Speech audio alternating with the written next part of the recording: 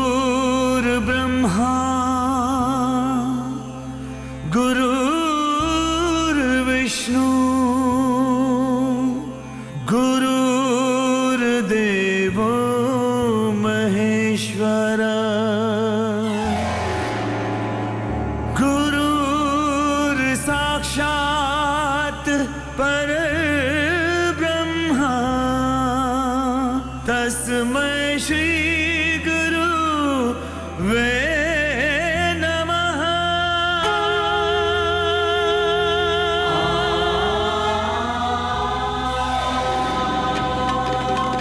सद्गुरु ही उद्धार करेंगे, सद्गुरु ही उद्धार करेंगे, सद्गुरु ही उद्धार करेंगे।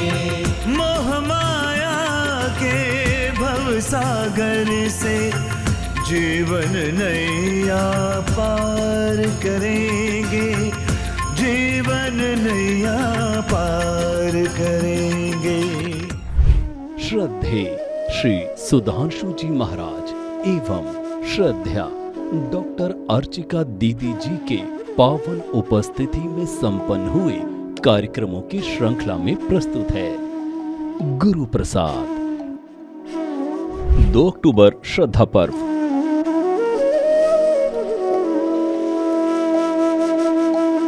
परम पूज्य सद्गुरुदेव श्री सुधांशु जी महाराज एवं डॉक्टर अर्चिका दीदी जी के पावन सानिध्य में 2 अक्टूबर 2024 को दिल्ली स्थित आनंद धाम आश्रम में श्रद्धा पर्व कार्यक्रम का आयोजन किया गया।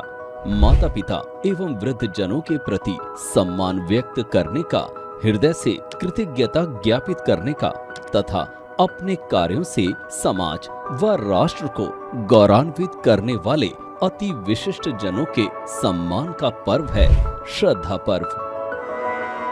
कार्यक्रम की शुरुआत गुरुकुल के विद्यार्थियों ने भजनों के द्वारा की।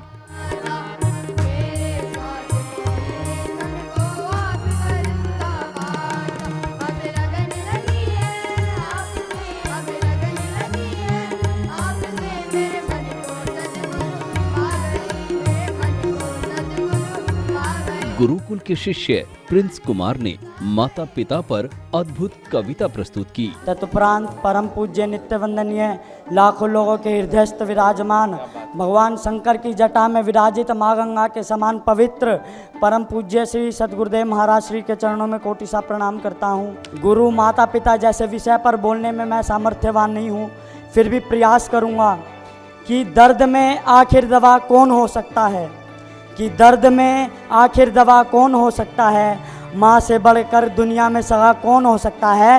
हाथ की रेखाएं सारी बोल रही कि माँ राजी तो राजी रब हो सकता है। कि सुख उन्हें भी कम मिला है पर पिता ने यह लिखा है, कि सुख उन्हें भी कम मिला है पर पिता ने यह लिखा है कि प्राण है बस तू हमारा आँखों का उजल सितारा, कि प्राण है बस तू हमारा आँखों का उजल सितारा। धैर्य क्यों खो रहा है, इस तरह क्यों रो रहा है, कि धैर्य क्यों खो रहा है, इस तरह क्यों रो रहा है। और पिता कहते हैं कि प्राण अपने खो पड़ूंगा, कि प्राण अपने खो पड़ूंगा और तू जो रोया रो पड़ूंगा, तू जो रोया रो पड़ूंगा। गुरुवर के आगमन पर पदाधिकारियों के द्वारा उनका स्वागत किया गया।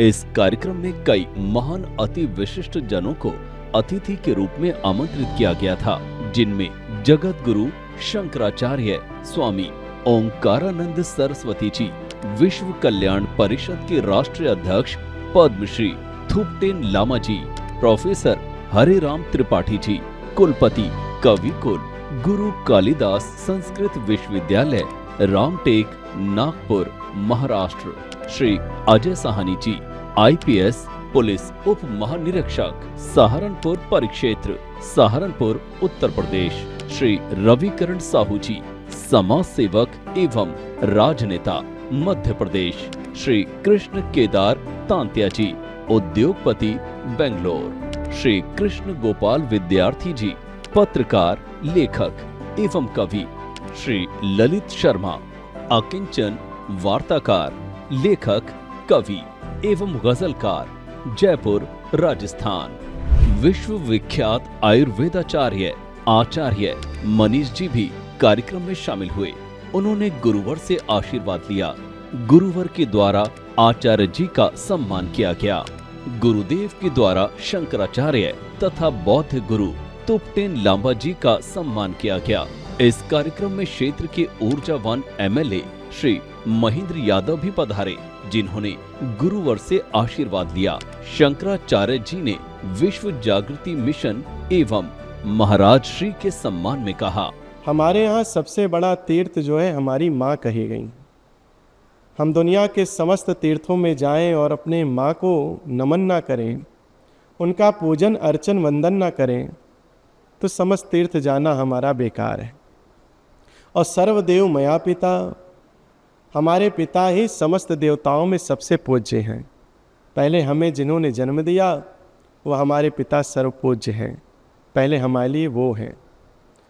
अभी आचार्य जी ने हमारे विषय में एक चर्चा कहते हुए, हम कई वर्षों से, हमारी आयु 23 वर्ष की थी जब हमने संन्यास ले लिया, गृहस्थ जीवन का प्रवेश नहीं किया, क्योंकि हमारे गुरु ही हमारे पिता रहे। आज तक इसका स्वरूप दूसरे रूपों से लोगों ने समझा कि पिता थे पुत्र को गद्दी दे दी, ऐसा विषय आया। आज पहली बार किसी ने हमारे पिता जैसे विचार को रख करके कि अपने जीवन का त्याग करने वाला ये संत कितना विराट है, ये आचार्य जी ने समझा। हमें इस बात की बड़ी प्रसन्नता है और इसका बहुत सुख मिला। आज हमने 20 वर्ष अपने जीवन के सन्यास के लगाए, 23 वर्ष में सन्यास हुआ। आज तक कभी किसी ने यह सम्मान प्रेम हमें नहीं दिया कि हमने क्या त्याग किया है, हमने क्या तपस्या की है।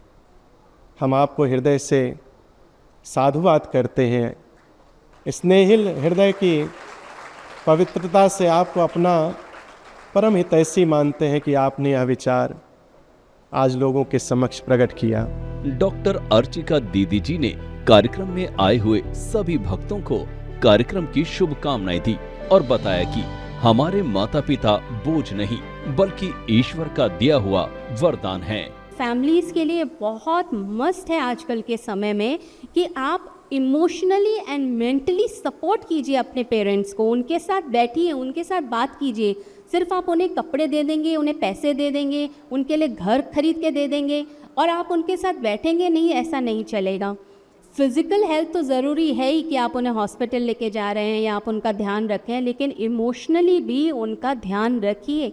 आपके पेरेंट्स आपके लिए बोझ नहीं है, पेरेंट्स कभी बोझ नहीं होते हैं। उनके साथ बैठना, उनसे डिस्कशन करना ज़रूरी है। और अगर उनके बिहेवियर में कोई चेंज आ रहा है, वो किसी से क्लोज़ हो रहे हैं या बहुत ज़्यादा किसी से बात कर रहे हैं, तो हमें ध्यान भी रखना है कि कहीं ऐसा ना हो वो किसी जाल में फंस जाएं और फिर किसी जो है परेशानी का शिकार हो जाएं।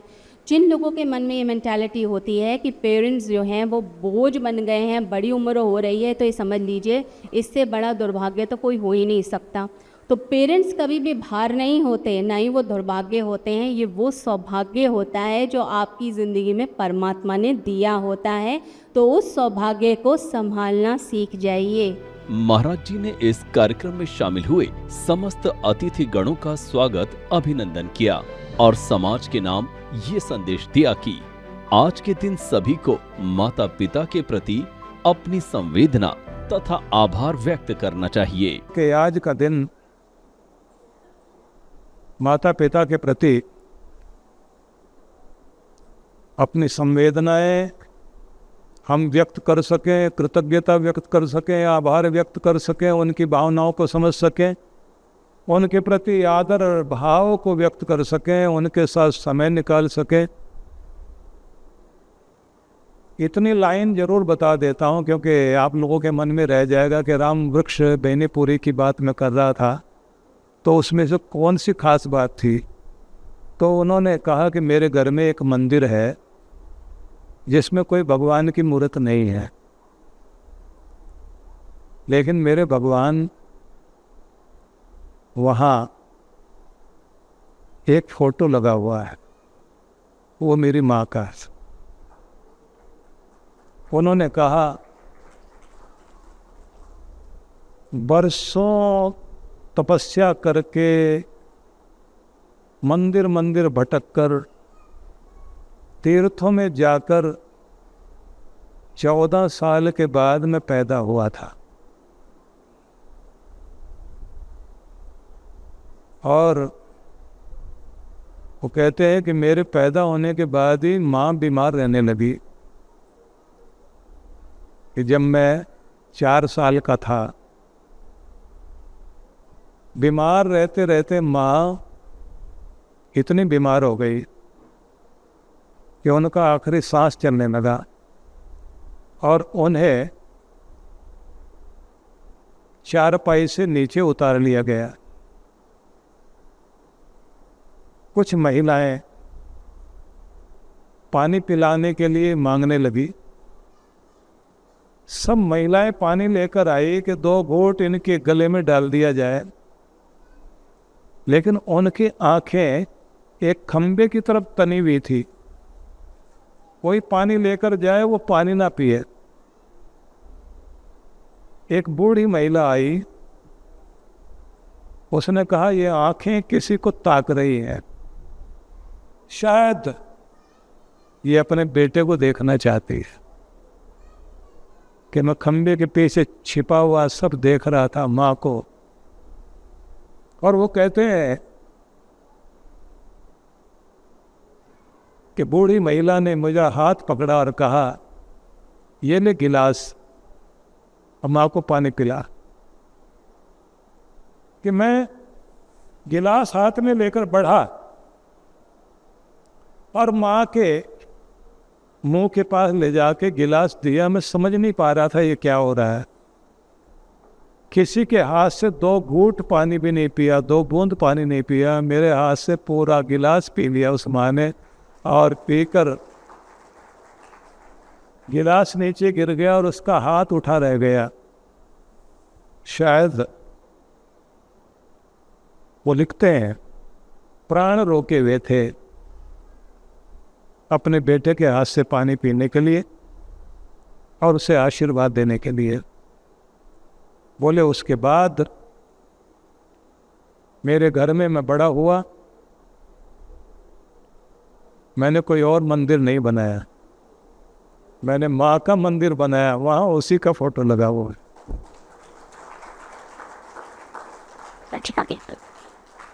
और मैं देखता हूँ कि जब भी उदास लम्हे जीवन के होते हैं, मैं उस मंदिर की तरफ जाता हूँ और मुझे मेरे सिर पर 2 हाथों का आशीर्वाद हमेशा महसूस होता है। मुझे लगता है माँ साथ खड़ी है। इसलिए थोड़ी भावुकता हम सब के मनों में आई है इस समय, पर संकल्प लें कि माँ और पिता ये आपके घर में देवताओं से कम नहीं है, उसी का है ये श्रद्धा पर्व।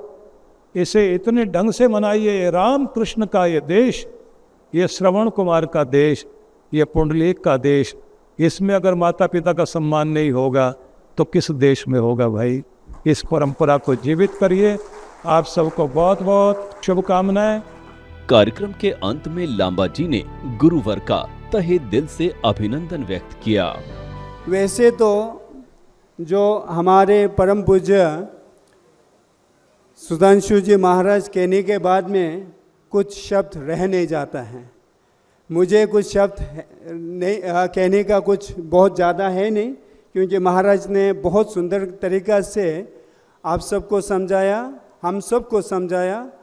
और मैं सिर्फ इतना कहना चाहता हूँ, आज जो मैं एक बहुत ही दूर दराज जो तवांग ज़िला है, सबसे जो लास्ट जो हमारे भारत के उत्तर पूर्व जो आपका नॉर्थ ईस्ट कहता है, वहाँ पे एक छोटे से अरुणाचल प्रदेश नाम के एक स्टेट है, उसका जो सबसे लास्ट जो है वो तवांग ज़िला होता है।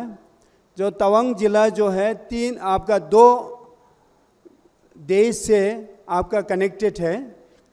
एक जो आपका भूटान से कनेक्ट है एंड दूसरा जो है तिब्बत यानी आज चाइना का अंदर में है, उससे कनेक्टेड है। हमारे वहाँ तवांग ज़िला से आपका 30 किलोमीटर दूर जो हमारे बॉर्डर है, वहाँ पे जो चाइनीज़ का सैनिक और हमारा इंडिया का सैनिक दोनों वहाँ में जो अपना अपना जो बॉर्डर को गश्त करके वो सुरक्षा देते हैं। तो मैं एक बहुत छोटा से गांव से एक 9 साल की उम्र में मैंने लामा बना। हमारा वहाँ एक परंपरा है, जैसे कि एक घर में आपका 3 भाई होता है, तो वो बीच वाला जो है आपका बाय बर्थ उसको लामा में सेलेक्ट किया जाता है। आपको जाना होता है, लामा में जाना होता है, लामा में आपको भर्ती होना होता है। उसमें चॉइस नहीं है, क्योंकि आपका 3 भाई है तो आपका 20 वाला जो है बाय बर्थ उसमें ये जाना होता है। तो इसी के कारण मैं लामा बना 9 साल के उम्र में। मंडी में आनंदमय जीवन संघ सीनियर सिटीजन क्लब का शुभारंभ परम पूज्य गुरुदेव श्री सुधांशु जी महाराज की असीम कृपा से परिवार जोड़ो अभियान के अंतर्गत पानीपत, पटियाला, सुंदरनगर, हिमाचल प्रदेश, देहरादून, पूर्वी दिल्ली, गुरुग्राम, जयपुर, गाजियाबाद और अब मंडी, हिमाचल प्रदेश में भी दिनांक 2 अक्टूबर 2024 को हिमाचल प्रदेश की मंडी में आनंदमय जीवन संघ सीनियर सिटीजन क्लब का करतल ध्वनि के साथ अत्यंत गर्मजोशी से शुभारंभ किया गया। सरहिंद कार्यक्रम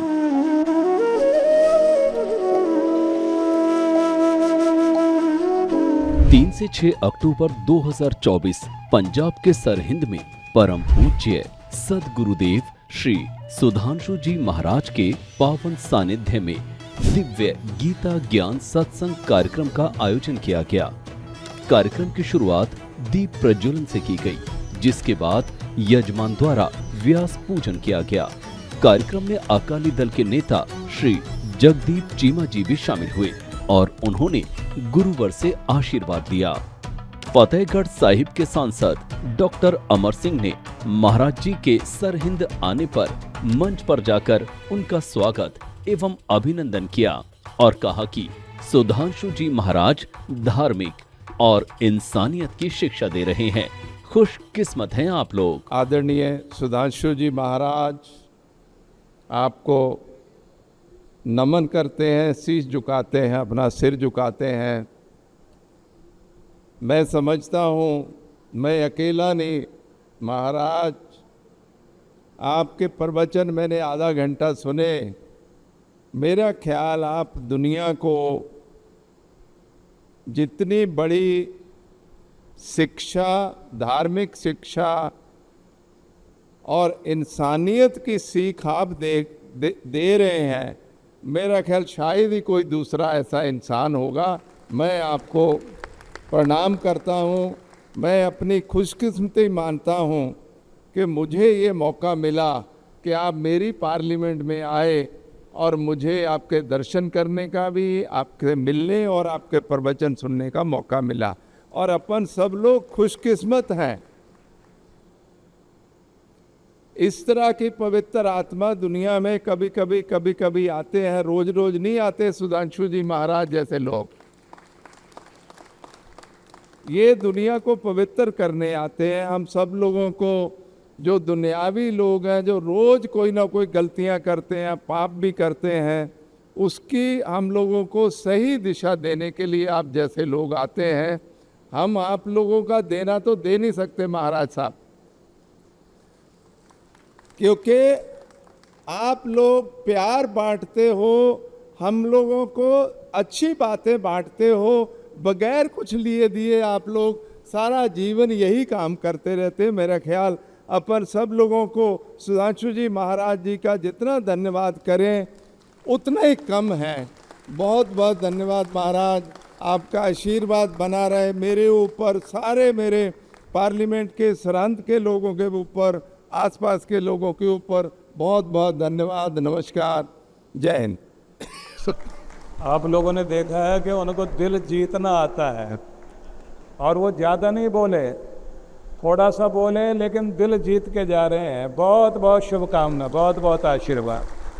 भगवान ऐसे ही तरक्की दे, चढ़दी कला विच रहे। आशीर्वाद। कार्यक्रम के दौरान महाराज श्री ने फतेहगढ़ साहिब गुरुद्वारे में दर्शन किए, जहां 10वें गुरु गोविंद सिंह जी के 2 सुपुत्र को जीवित समाधि दी गई थी। इस स्थल को महाराज जी ने जाकर नमन किया तथा उन पलों के संघर्ष को याद करके वे भावुक हुए। कार्यक्रम के अंतिम दिन शारदीय नवरात्र के शुभ अवसर पर गुरुवर द्वारा कार्यक्रम में मौजूद भक्तों को वरदान सिद्धि साधना करवाई गई एवं संध्या के कार्यक्रम में महाराज जी ने आशीर्वचन दिए और बताया कि एक बार अर्जुन श्री कृष्ण से पूछते हैं कि मनुष्य गलत करना नहीं चाहता पर उससे गलत हो क्यों जाता है। जब भगवान श्री कृष्ण से अर्जुन ने यह पूछा कि मनुष्य बुरा करना नहीं चाहता लेकिन हो जाता है,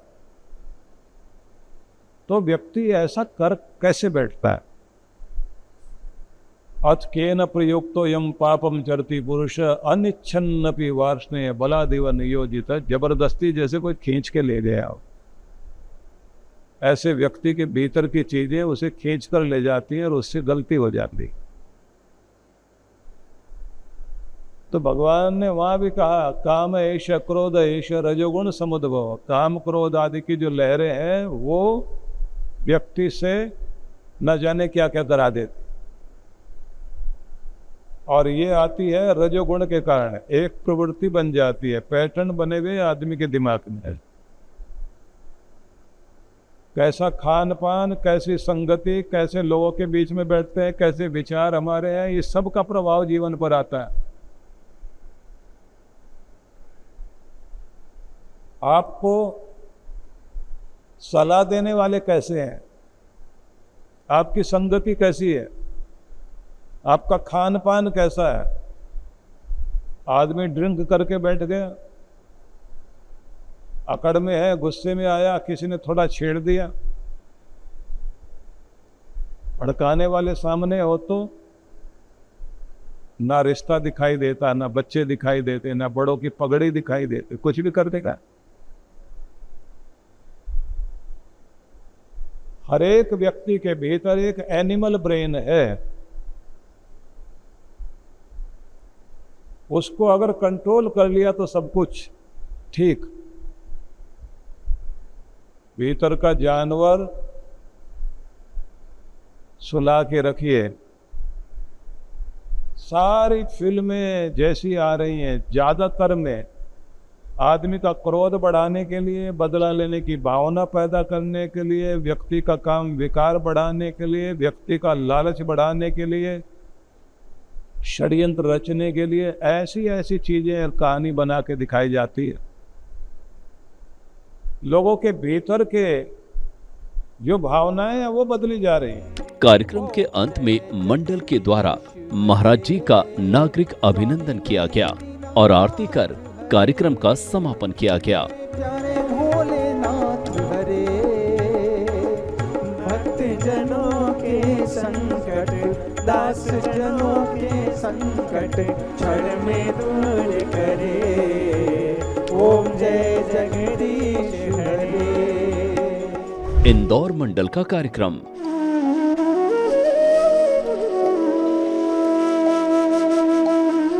14 से 16 अक्टूबर विश्व जागृति मिशन के इंदौर मंडल से करीब 100 श्रद्धालु गुरु धाम में तीर्थ करने पधारे, जहां उनका स्वागत बैंड बाजे तथा उनके माथे पर तिलक लगाकर किया गया।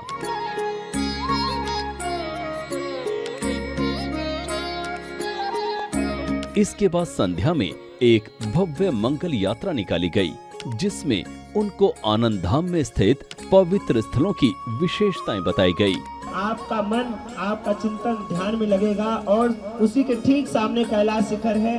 भगवान सांब सदाशिव अपने हाथों को खोलकर आपको पुकार रहे होंगे।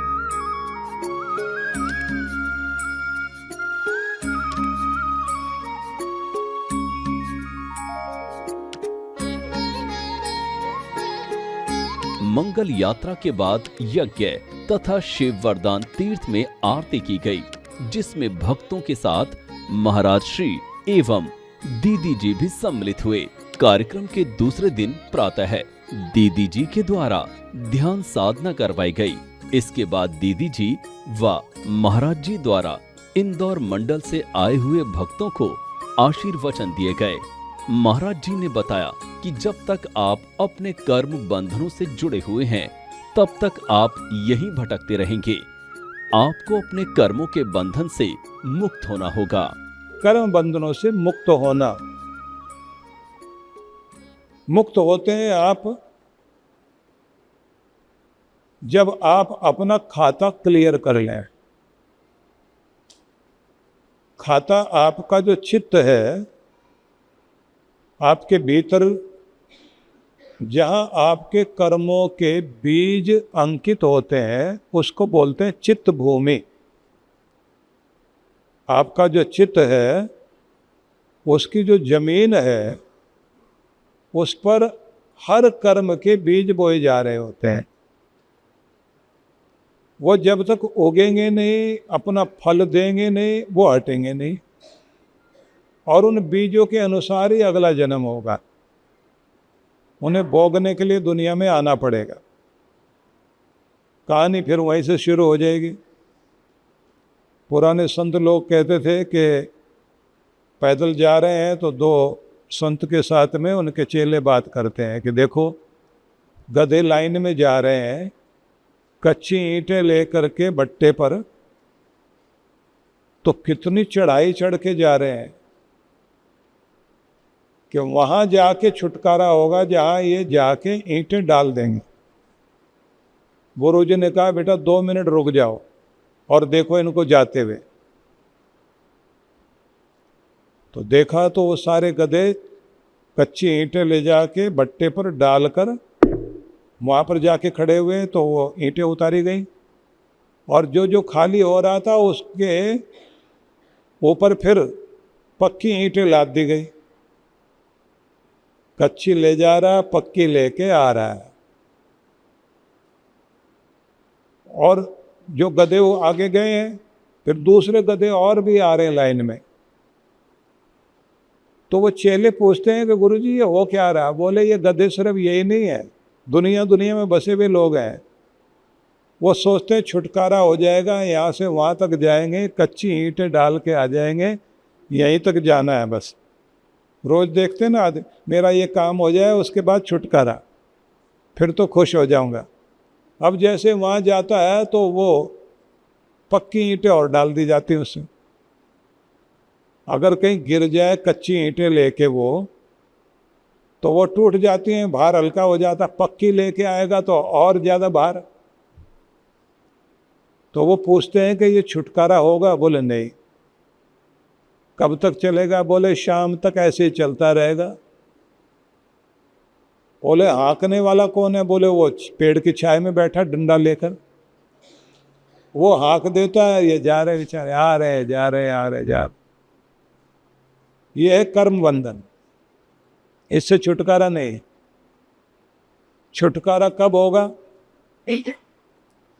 इसी के लिए जीवन में गुरु की आपके जीवन में शुरुआत होती है, जो आपके कर्म बंधन से आपको छुटकारा दिलाने के लिए कार्य करता है।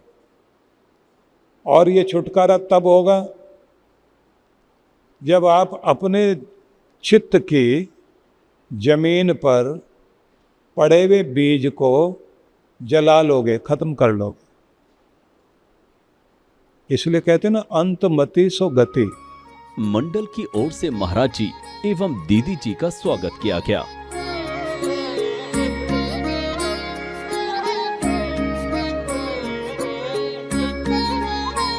और आरती कर कार्यक्रम का समापन किया गया। मेरे गुरुदेव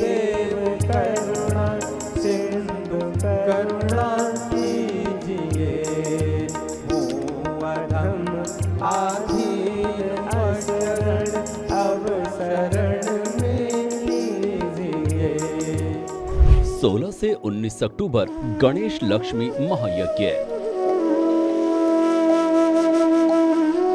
परम पूज्य सद्गुरुदेव श्री सुधांशु जी महाराज एवं डॉक्टर अर्चिका दीदी जी के पावन सानिध्य में 16 से 19 अक्टूबर 2024 को दिल्ली स्थित आनंद धाम आश्रम में गणेश लक्ष्मी महायज्ञ का आयोजन किया गया।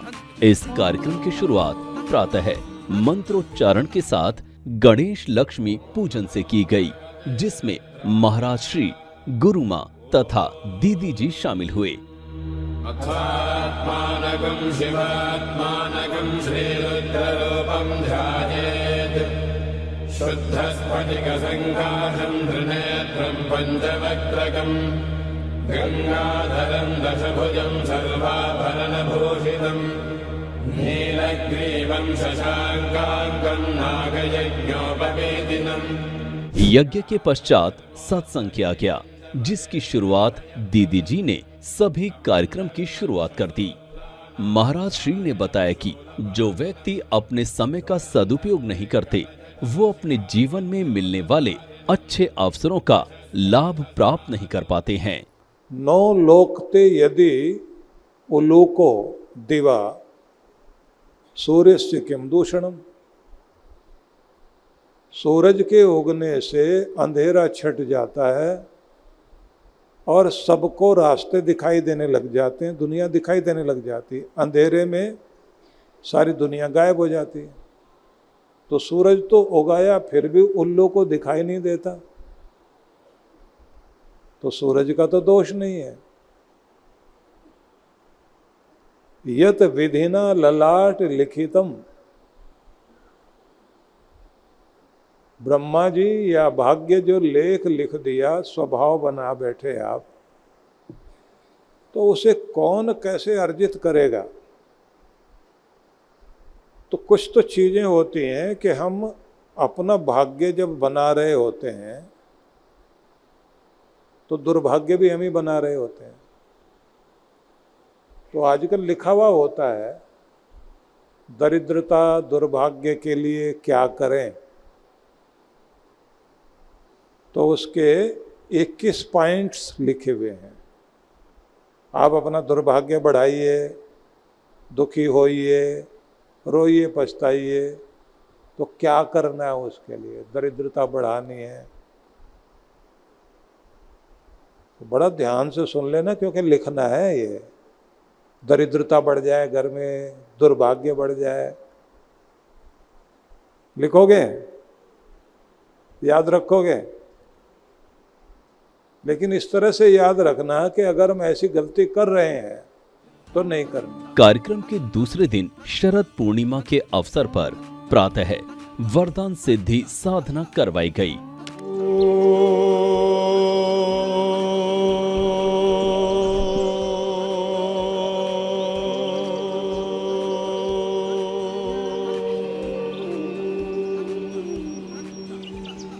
साधना के पश्चात यज्ञ हुआ, जिसमें खाटू श्याम दिल्ली धाम के राष्ट्रीय अध्यक्ष श्री घनश्याम गुप्ता जी तथा उनकी संस्था के मुख्य अधिकारियों ने गुरुवर से आशीर्वाद लिया और विश्व जागृति मिशन के अधिकारियों के द्वारा उनका सम्मान किया गया।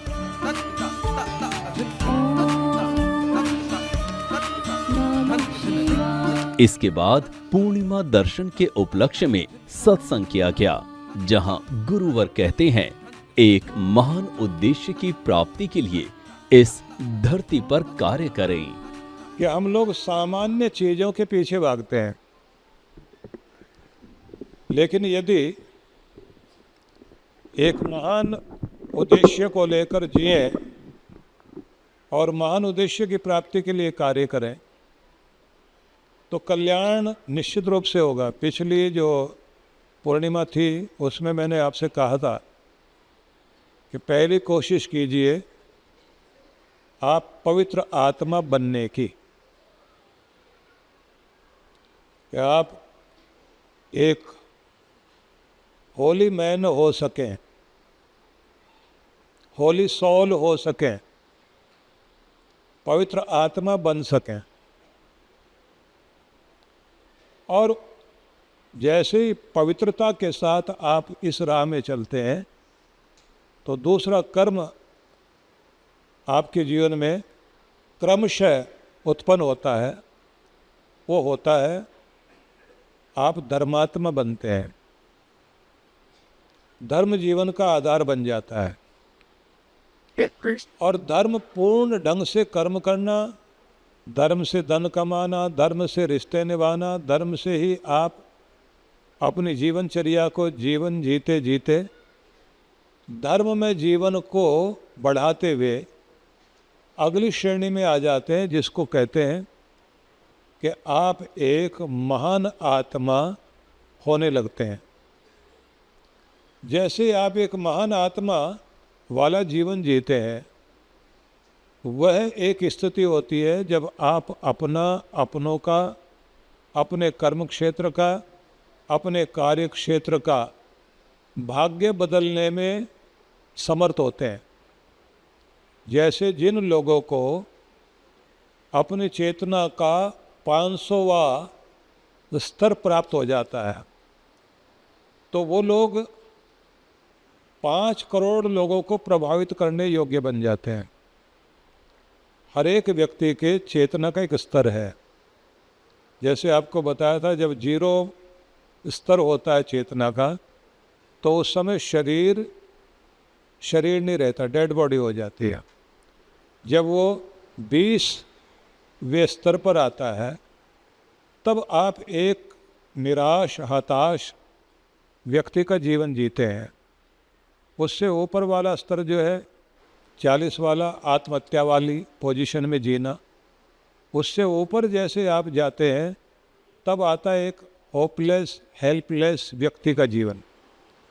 और जैसे जैसे आप और ऊपर जाते हैं, तब दिखाई देता है कि ना तो आप निराश हैं, ना आप आत्महत्या को उत्सुक हैं, बल्कि आप निंदक, आलोचक, कमियां निकालने वाले, किस्मत को कोसने वाले व्यक्ति का जीवन जीते हैं।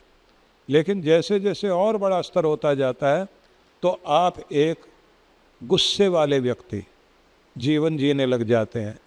तो यहाँ आपका स्तर और ऊंचा हो जाता है। गुस्से वाले हैं, आत्महत्या वाले नहीं हैं, डेड बॉडी वाले नहीं हैं। फिर आपका और स्तर ऊंचा होता है, अहंकारी बनकर जीते हैं। अब अहंकार भी तो तभी करेगा जब कोई गुण होता है आदमी में, अकड़ेगा भी तो किसी कारण से ना। और ऊंचा उठेगा आदमी, तब शांति और संतुलन का जीवन शुरू होता है, जहाँ आप बैलेंस बनाते हैं। जहाँ आप बैलेंस बनाना शुरू कर देते हैं, तो वहाँ से फिर स्तर चेतना का और ऊपर आता है। जैसे ही ऊपर स्तर आने लग जाते हैं, तब आप दूसरों के दोष नहीं, अपने खोट दूर करने में लग जाते हैं। उससे भी ऊंचा स्तर वो आ जाता है जब आपकी ज़िंदगी में शांति प्रवेश करती है, अपने मौन में स्थिर होकर बैठते हैं। और जहाँ जाएं आप हर एक जगह से कुछ सीखने की चेष्टा करते हैं। हर एक आदमी के दिव्य गुण की, उसकी अच्छाई की प्रशंसा करते हैं।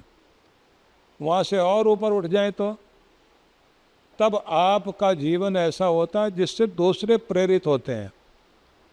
और फिर कोई एक दिव्य आत्मा बनता है, जिसको बोलते हैं, एक तो हो गया पवित्र आत्मा, एक हो गया धर्मात्मा, एक हो गया महान आत्मा, फिर एक हो गया जिसे आप कहेंगे देवात्मा, देवताओं जैसी जिसकी आत्मा है, जो दुनिया में देने के लिए पैदा हुआ। ऐसे जो लोग हैं वो समाज को बहुत दूर तक प्रभावित करते हैं। सत्संग के पश्चात गुरुवर की आरती की गई और कार्यक्रम का समापन किया गया। कार्यक्रम के अंतिम दिन प्रातः पूजन तथा यज्ञ किया गया, जिसमें गुरुवर के द्वारा पूर्ण आहुति दी गई।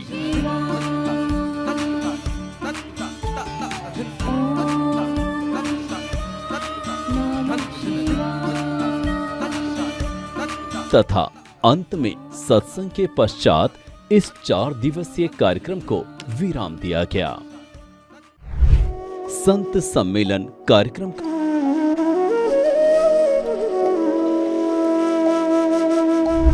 24 और 25 अक्टूबर 2024 को दिल्ली स्थित आनंद धाम आश्रम में विश्व हिंदू परिषद BHP के द्वारा परम पूज्य श्री सुधांशु जी महाराज के सानिध्य में संत सम्मेलन कार्यक्रम का आयोजन किया गया, जिसमें देश के ख्याति प्राप्त संतों ने आनंद धाम में आयोजित इस सम्मेलन में भाग लिया।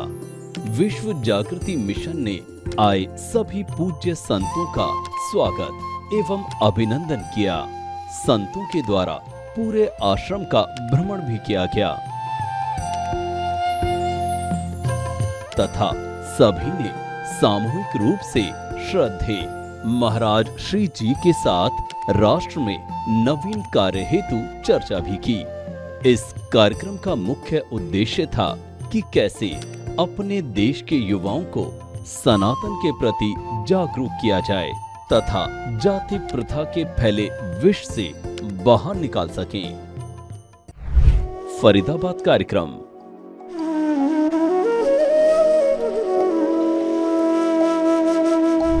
से 27 अक्टूबर 2024 हरियाणा के फरीदाबाद में परम पूज्य सद्गुरुदेव श्री सुधांशु जी महाराज एवं डॉक्टर अर्चिका दीदी जी के पावन सानिध्य में गीता ज्ञान सत्संग कार्यक्रम का आयोजन किया गया।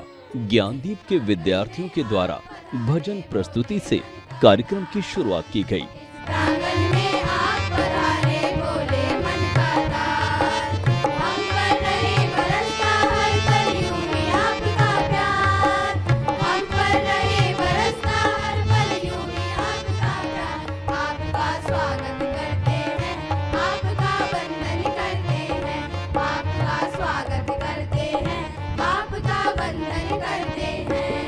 जिसके बाद श्रीमती मंजू जी के विद्यार्थियों ने गुरुवर के स्वागत में भजन प्रस्तुत किए।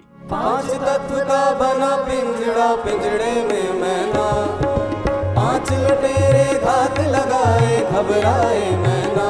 हे 5 तत्व का बना पिंजड़ा, पिंजड़े में मैना, 5 लुटेरे घात लगाए, घबराए मैना। बजा ले अनहद शून्य के सन्नाटे में धड़कन की तिरता, सिमर ले साहिब जी का नाम के दुनिया माया का जंजाल। साहिब मेरा एक रखवाला रे, साहिब मेरा दीन दयाला रे, साहिब मेरे तन पे दुशाला रे, साहिब मेरे तन में उजाला रे। गुरुवर के आगमन के पश्चात दीप प्रज्वलित किया गया, जिसमें राजनेताओं तथा उद्योगपतियों के साथ मंडल के प्रधान श्री राजकुमार अरोड़ा जी भी शामिल हुए। कार्यक्रम के दूसरे दिन ज्ञानदीप के बच्चों ने बहुत ही सुंदर और मधुर भजन प्रस्तुति की। कौन कहता है भगवान आते नहीं, तुम मीरा के जैसे भुलाते नहीं, तुम मीरा के जैसे भुलाते नहीं। अच्युतम केशवम कृष्ण दामोदरम, अच्युतम केशवम कृष्ण दामोदरम, राम नारायणम जानकी वल्लभम। इसके बाद समाज में जागरूकता फैलाने के उद्देश्य से एक नाटक प्रस्तुति भी की। कार्यक्रम के अंतिम दोनों दिनों में प्रातः वरदान सिद्धि साधना का आयोजन किया गया, जिसकी शुरुआत दीदी जी के द्वारा की गई। उन्होंने साधना में बैठने की विधि बताई, साथ ही उन्होंने बताया कि कैसे अपने मन को शांत करें तथा उसे सकारात्मक ऊर्जा से कैसे भरें। तो अपने माइंड सेट को, अपने माइंड को आपको पॉजिटिव बनाना पड़ेगा, अपने माइंड को आपको शांत रखना पड़ेगा। अशांत मन कभी भी कुछ ग्रहण नहीं कर सकता, इस बात को तो पक्का अपने मन में रख लीजिए। अगर मन में अशांति चलती रहेगी और हर समय मन में कलह है, हर समय मन में झगड़ा है, मैं इसको ये बोल दूँ, मैं इसको ये समझा दूँ, मैं इसका ये कर दूँ, ऐसा मन कभी कुछ ग्रहण नहीं कर सकता। आपको सब चीज़ों को यहीं ड्रॉप करना पड़ेगा और एक आदत क्षमा की, फॉरगिवनेस की आदत ऐसी कि कुछ भी हो जाए माफ़ कीजिए और आगे बढ़िए। ज़्यादा लोगों को, चीज़ों को पकड़िए मत, क्षमा करने की आदत बना लीजिए। क्षमा सबसे बड़ा धर्म बोला जाता है और सबसे अच्छी क्वालिटी है ये। जो लोग क्षमा करके आगे बढ़ते हैं वो अंदर से लाइट रहते हैं, यानी कि सात्विकता की ऊर्जा से भरे हुए लोग। ऐसे लोग जो हैवी एनर्जी के साथ नहीं हैं, हर समय मन में घुमाते रहना और हर समय दुखी रहना, इससे अच्छा है हम क्षमा करें। छोटी छोटी बातों के लिए हम फॉरगिव करें, क्षमा करें। आपको खुद महसूस होगा कि आप कितने लाइट हो गए हैं, आप कितना अच्छा महसूस कर रहे हैं। इसके बाद गुरुदेव ने सिखाया वरदान सिद्धि साधना का रहस्य। कार्यक्रम के तीसरे दिन संध्या में कौशल विकास की छात्राओं ने नाटक प्रस्तुति की। हरिओम जी। मैं रानी खान आनंद धाम कौशल विकास केंद्र की समस्त ट्रेनीज की ओर से परम पूज्य सदगुरु महाराज जी एवं ध्यान योग गुरु डॉक्टर अर्चिका दीदी जी के पावन चरण कमलों में अपना प्रणाम अर्पित करती हूँ। आप सभी भक्तों को मेरा सादर हरिओम। मैं रानी, मैं शोभा एक कविता की चंद पंक्तियों में पिरोकर लाए हैं अपने कौशल विकास केंद्र की संपूर्ण जानकारी। आशा है आप ध्यान से सुनेंगे। आनंद धाम कौशल विकास केंद्र एक सुंदर सपना है। जो यहाँ आता है उसे ये लगता अपना है। यहाँ पर अलग अलग प्रकार की स्किल्स सिखाई जाती है। प्रैक्टिकल के साथ साथ थ्योरी भी बताई जाती है। यहाँ पर कंप्यूटर का बेसिक कोर्स भी होता है, जो ब्यूटी वेलनेस हो या अपैरल लैब, दोनों को ही बढ़ाने में फोर्स होता है। आनंद धाम कौशल विकास केंद्र हमें जो भी सिखाता है ये सब सिखाकर वो हमें आत्मनिर्भर बनाता है।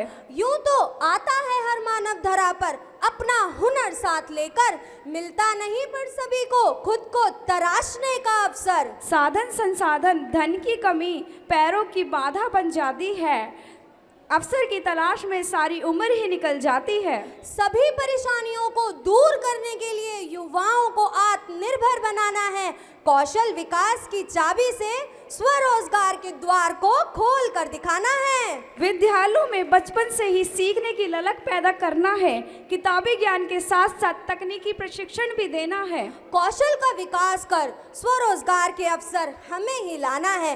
आत्मनिर्भर बनकर हमें ही देश को आगे ले जाना है। मेक इन इंडिया स्टार्टअप से होगा हमारा सपना साकार। जब तकनीकी कौशल में आगे होंगे हमारे युवा कामदार। यहाँ से निकलते ही ये सब भूल नहीं जाना। जो सीखा है self respect, self esteem, self confidence, self love और स्पिरिचुअलिटी को अपने जीवन का हिस्सा बनाना है। जीवन में ईमानदारी, प्रेम, आज्ञाकारिता अपनाकर हमें परचम लहराना है। आनंद धाम कौशल विकास केंद्र का नाम हमें रोशन करके दिखाना है। यही तुम्हारी गुरु दक्षिणा है, इस वादे को निभाना है। परिवार, समाज, देश व दुनिया को कुछ करके दिखाना है। परिवार, समाज, देश व दुनिया को कुछ करके दिखाना है। धन्यवाद। हरिओम जी। कार्यक्रम के आखिरी दिन संध्या में बटकल विधानसभा के विधायक धनेश अदलखा जी ने गुरुवर से आशीर्वाद लिया और मंडल के प्रधान द्वारा उनका स्वागत किया गया। कार्यक्रम में आए हुए सभी भक्तजनों को गुरुजी ने आशीर्वचन दिए और सफलता का मूल मंत्र बताया। भगवान के प्रति श्रद्धा भावना लेकर के कोई भी व्यक्ति अपने कार्य को प्रारंभ करता है तो भीतर से एक नई शक्ति का उदय होता है। उस शक्ति के द्वारा फिर आपके भीतर जो आप निर्णय लेते हैं उन निर्णय में, डिसीजन में सहारा मिलता है। जितना शांत होकर आप भगवान के साथ जुड़कर हर दिन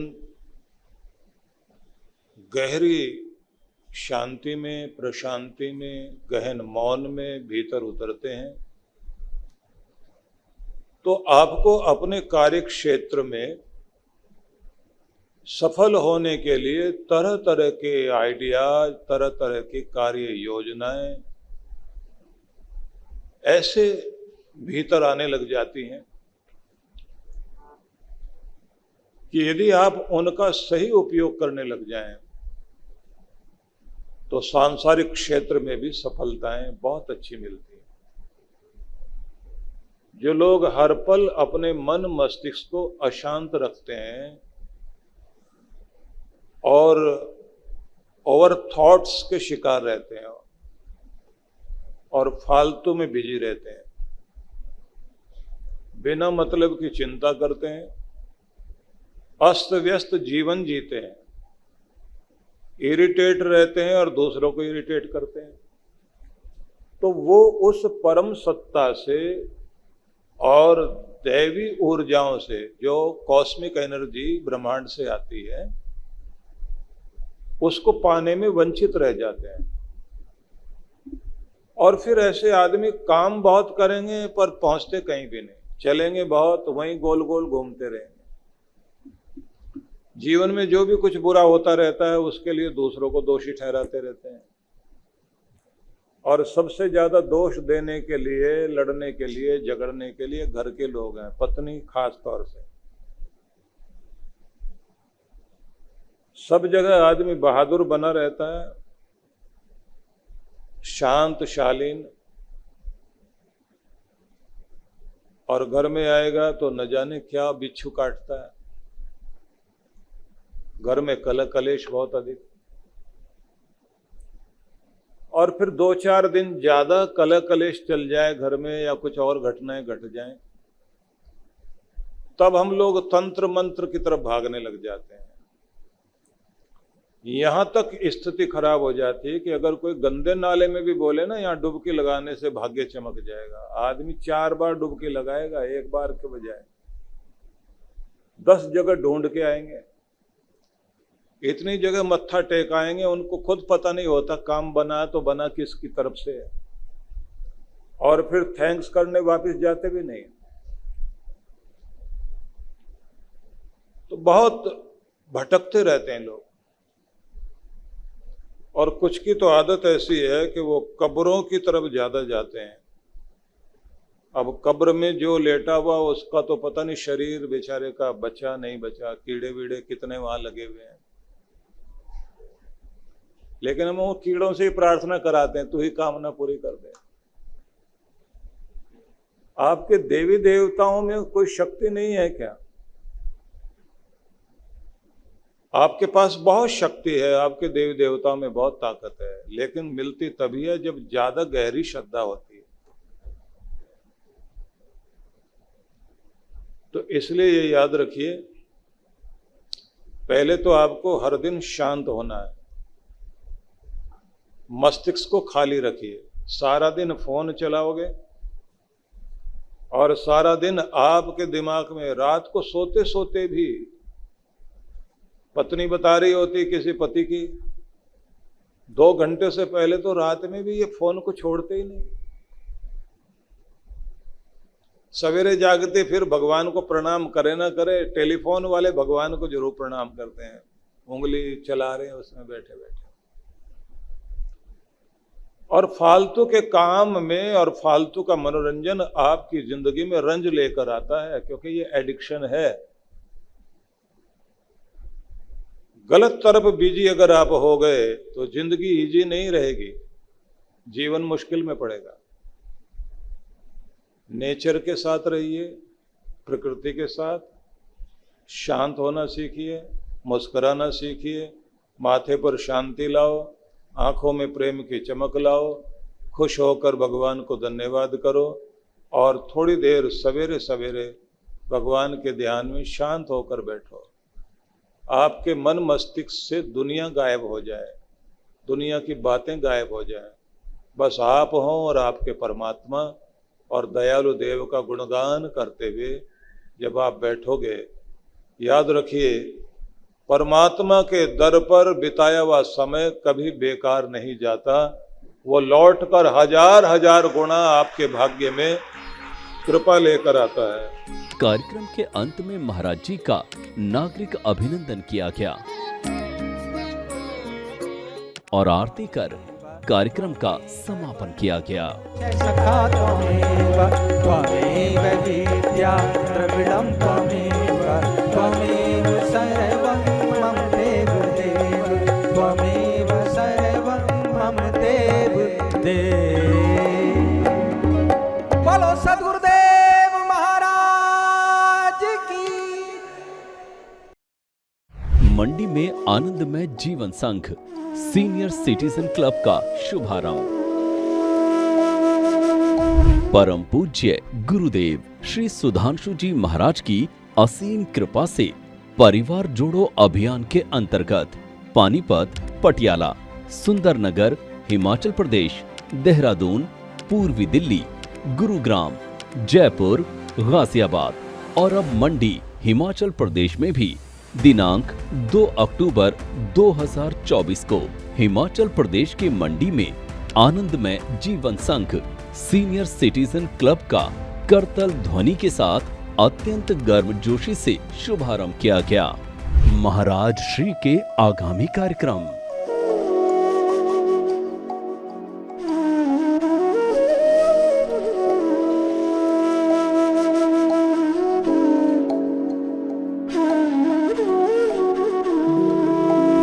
आइए मिशन की सेवा पथ पर बढ़ते कदमों में कदम से कदम मिलाकर चलें और मानवता की सेवा में दान सहयोग कर पुण्य के भागीदार बने।